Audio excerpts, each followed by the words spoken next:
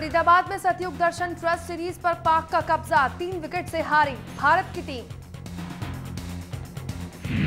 सतयुग दर्शन ट्रस्ट के मैदान पर दिखा जीत का जश्न, भारत की टीम ने भी दी पाक टीम को बधाई।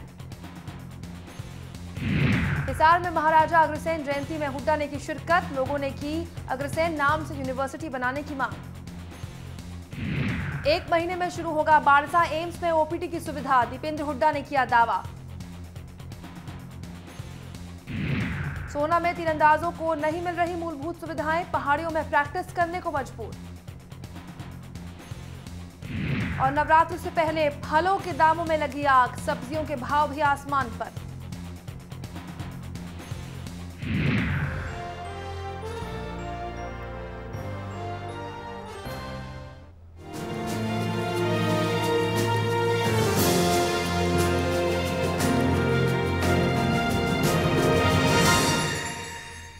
नमस्कार, आप देख रहे हैं टॉप न्यूज। मैं हूं आपके साथ कुमकुम बिनवाल। फरीदाबाद में सतयुग दर्शन ट्रस्ट सीरीज भारत पाक विकलांग क्रिकेट के T20 मुकाबले में भारत ने पाक को 3 विकेट से ये मैच हार गई। बता दें आपको, भारत ने टॉस जीतने के बाद पहले खेलते हुए 81 रन बनाए और जीत के लिए 82 रनों का लक्ष्य रखा, जो पाकिस्तान ने आसानी से बना लिया।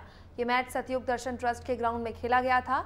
इससे पहले भारत पाकिस्तान के बीच 3 मैचों की वनडे सीरीज खेली गई थी, जो पाकिस्तान के नाम है।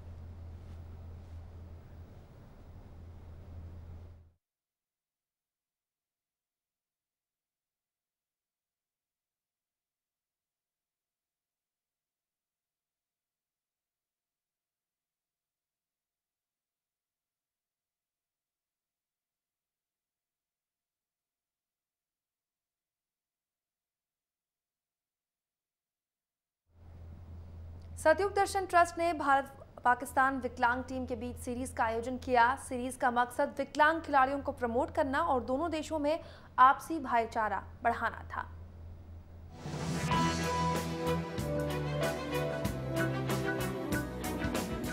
सतयुग दर्शन ट्रस्ट की ओर से एक ऐसी पहल जो इन बच्चों के अरमानों को पंख लगाती है, जिन्हें समाज में अक्सर नजरअंदाज किया जाता है। किया था, लेकिन गेंद को नीचे रखने में काम है। एक ऐसी पहल जो 2 देशों के बीच प्यार और सम्मान को बढ़ावा देती है।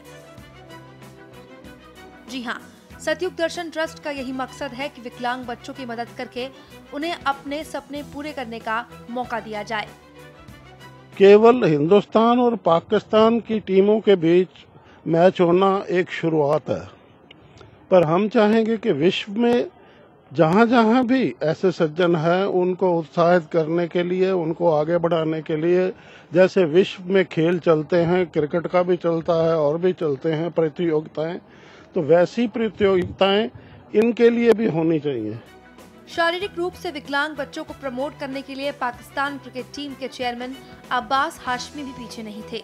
उनका सपना है कि वे शारीरिक रूप से विकलांग टीमों को अंतर्राष्ट्रीय स्तर पर खेल रही टीमों के आगे खड़ा कर दें।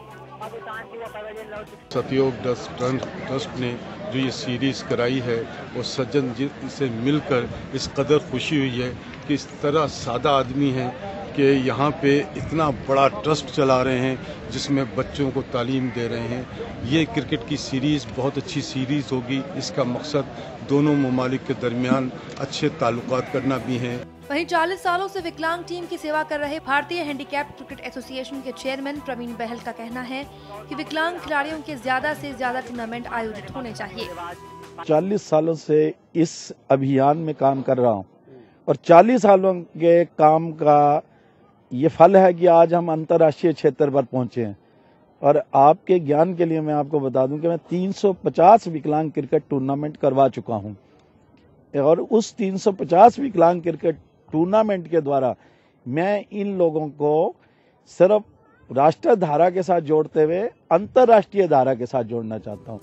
सतयुग दर्शन ट्रस्ट की ओर से इंडो पाक विकलांग क्रिकेट टूर्नामेंट का आयोजन किया गया है, जिसमें हजारों की संख्या में दर्शक सतयुग दर्शन वसुंधरा के ग्राउंड पर इकट्ठा हुए। स्थानीय निवासियों के अलावा देश के विभिन्न हिस्सों से भी दर्शक मैच देखने पहुंचे। इस सीरीज के माध्यम से सतयुग दर्शन ट्रस्ट के चीफ मेंटर सज्जन सिंह ये संदेश लोगों तक पहुंचाना चाहते हैं कि विकलांग खिलाड़ियों के आत्मबल को बढ़ाने और उनमें आत्मविश्वास जगाने का प्रयास करें। हरियाणा न्यूज के लिए फरीदाबाद से अनिल जैन के साथ अमित सिंह की रिपोर्ट। सतयुग दर्शन ट्रस्ट ने भारत पाकिस्तान के खिलाड़ियों के सम्मान में सांस्कृतिक कार्यक्रम का भी आयोजन किया था। सतयुग दर्शन ट्रस्ट के मैनेजिंग ट्रस्टी रेशमा गांधी ने दीप प्रज्वलित कर कार्यक्रम का शुभारंभ किया। ईश्वर हमारा मित्र, उसी को मानो, उसी को जानो और वैसे होना बनाओ।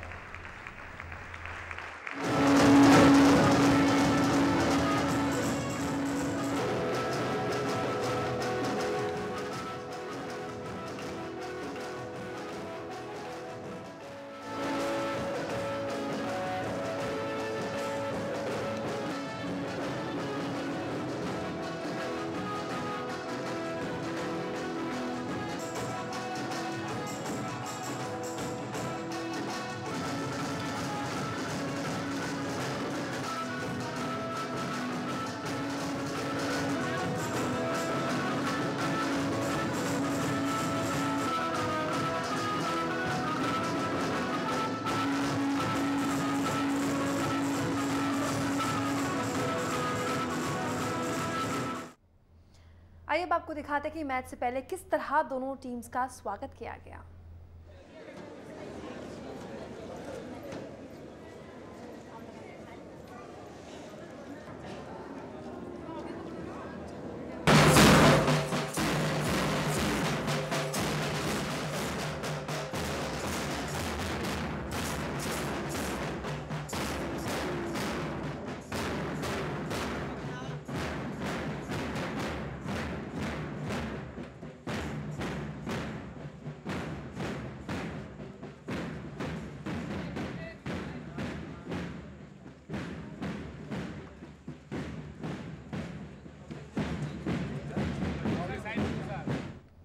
हमारे संवाददाता अमित सिंह ने सतयुग ट्रस्ट के प्रधान सज्जन जी से भी खास बातचीत की। आइए आपको सुनाते हैं।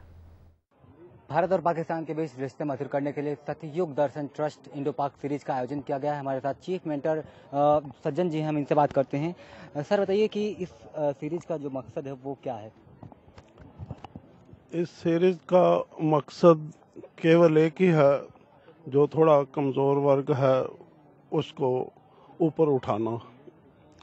कमज़ोर वर्ग की आवाज़ ऊपर तक पहुंचाने के लिए ऐसे यत्न आवश्यक होते हैं। केवल हिंदुस्तान और पाकिस्तान की टीमों के बीच मैच होना एक शुरुआत है, पर हम चाहेंगे कि विश्व में जहाँ जहाँ भी ऐसे सज्जन हैं उनको उत्साहित करने के लिए, उनको आगे बढ़ाने के लिए, जैसे विश्व में खेल चलते हैं, क्रिकेट का भी चलता है और भी चलते हैं प्रतियोगिताएं, तो वैसी प्रतियोगिताएं इनके लिए भी होनी चाहिए। तो इनका हम समर्थन करते हैं कि इनको उत्साह मिलना चाहिए।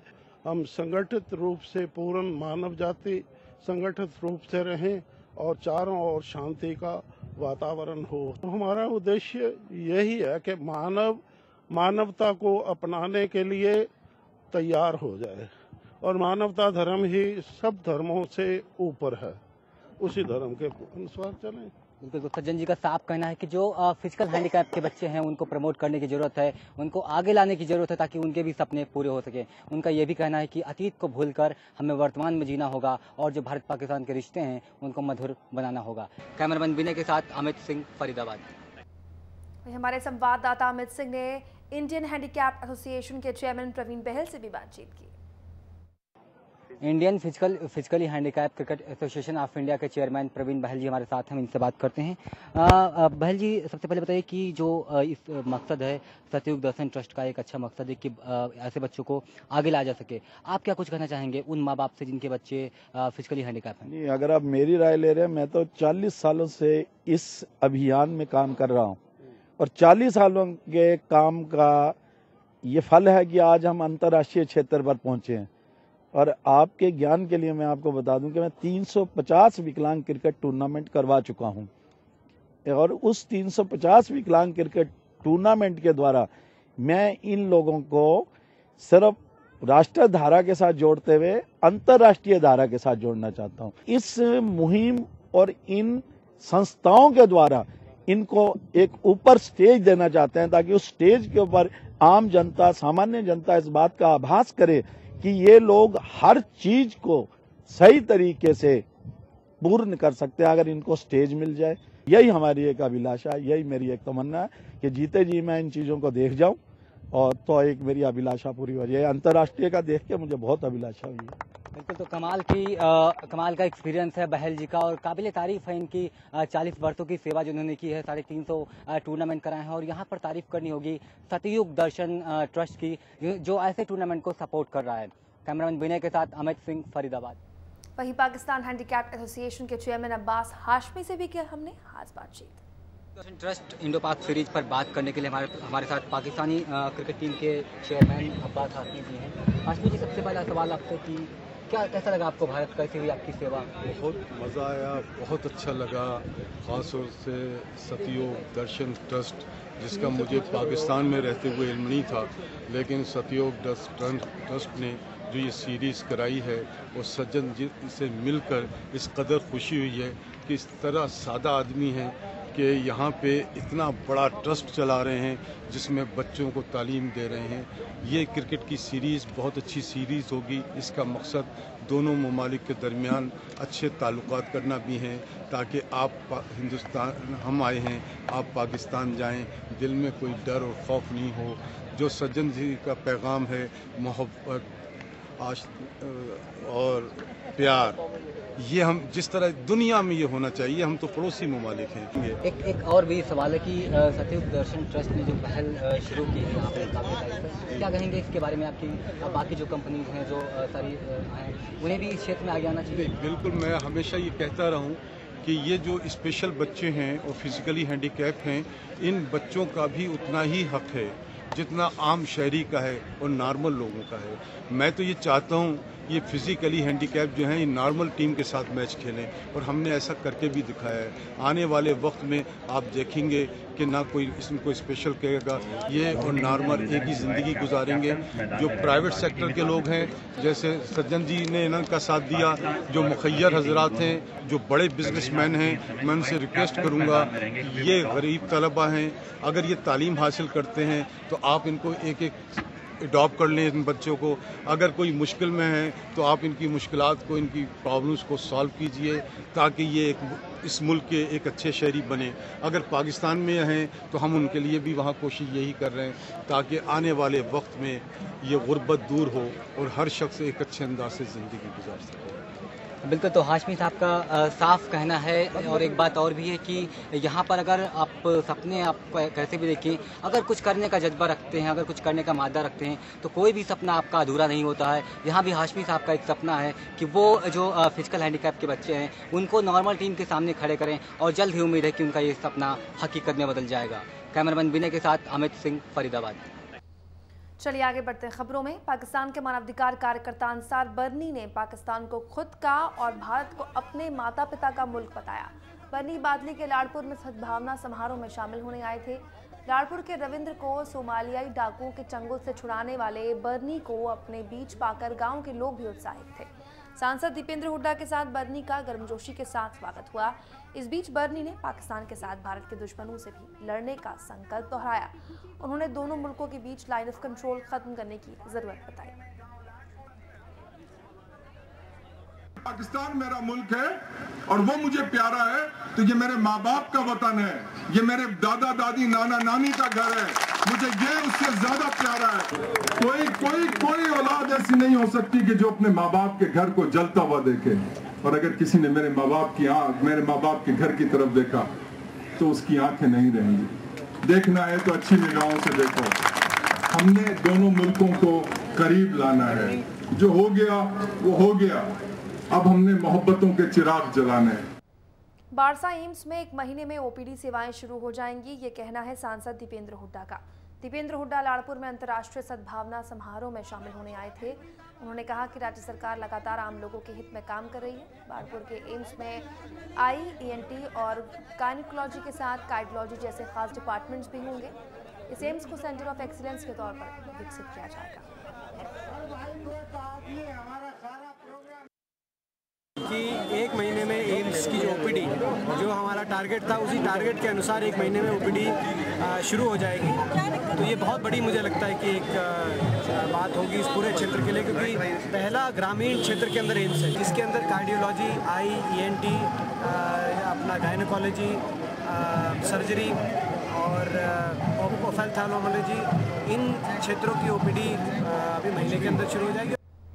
एक ब्रेक के बाद कुछ और खबरें।